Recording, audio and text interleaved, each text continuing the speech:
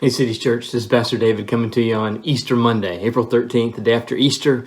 We have celebrated Psalm 16 together as a church on Easter Sunday, and now we come back to 1 Peter chapter 4 to resume our little series here in 1 and 2 Peter. And as I read through 1 Peter chapter 4, two verses stuck out as those that I love and think about often. Verse 11, about let him who serves serve in the strength that God supplies, that in everything God might be glorified. Now, I love thinking through that. When there's something I need to do that feels beyond my strength, to think, God, I want to do this in your strength. I want to do this to your glory. Let me serve in the strength you supply, not my own strength. I love praying verse 11, verse 12, that we should think it not strange when we meet various trials. Beloved, do not be surprised at the fiery trial when it comes upon you to test you, as though something strange were happening to you.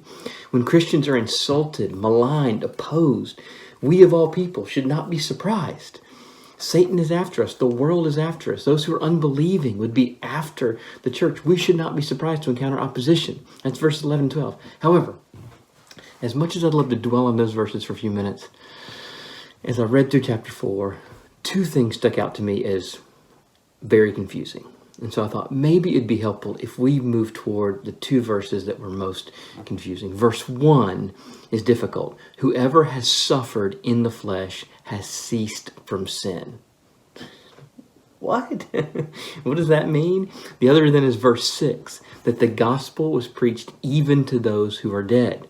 So we got two confusing verses here. Let me just very briefly tackle them and tell you what I think they don't mean, what they do mean, and then how they apply to us in this global pandemic that we're in. So verse 1, whoever has suffered in the flesh has ceased from sin.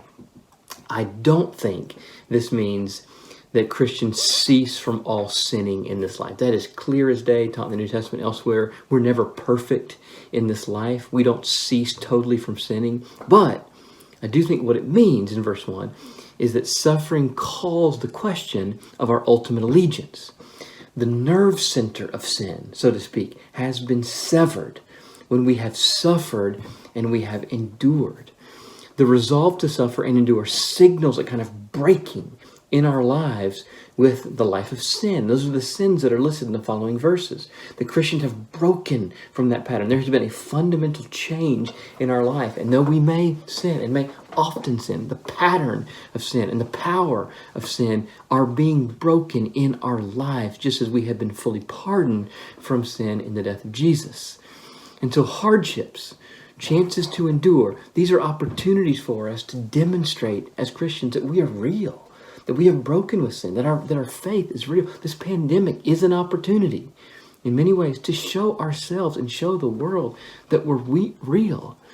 And as we encounter mocking and scorn and maligning as a church, like Peter's readers were experiencing, and other hard times, we get to show the triumph in our own souls that we have died to our old self. We're not yet perfect, but we show ourselves in the world that we are remarkably different. And so that's one opportunity we have here in this global pandemic. Suffering may be here soon for some of us.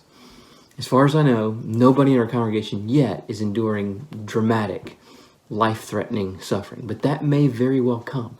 It seems likely from the advance of the virus and how this will be extended over months, the experts seem to say, unless God does something miraculous. There's a very good chance some serious suffering is coming to our church, and perhaps serious economic difficulties for many. So suffering may be here soon for you, and this will be an opportunity for us as a church to show that we're real to ourselves and to the world, and we'll cling, let's hope, to verse 19. Let those who suffer according to God's will entrust their souls to a faithful Creator while doing good. May God make verse 19 true of us as we suffer in the season ahead in whatever various ways that brings about. Then verse 6. What does it mean that the gospel was preached even to those who are dead?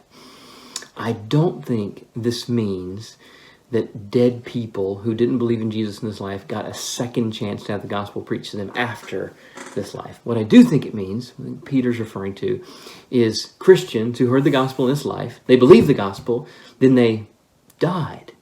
So they're the ones who are now dead. And people who are saying to Christians, they're mocking Christians, they're scorning Christians and saying, well, this gospel doesn't even save you from death. Your people are still dying. See, Bob over there, he believed the gospel. Now he's dead. And so Peter is responding and saying, Christians will experience physical death in this life, but they live in spirit. You non-believers, you can't see the whole story. They're not dead.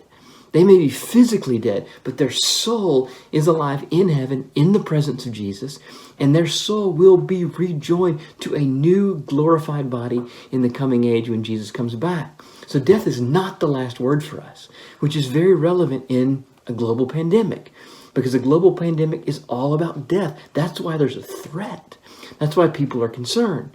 And the gospel of City's Church and of the New Testament, of Christianity, does not promise physical safety in this life. I am not promising you that. The pastors of this church are not promising you physical safety in this life. But our gospel does promise eternal safety and rescue in the spirit. Christ doesn't promise you protection from this pandemic, but he does promise you something of far more significance.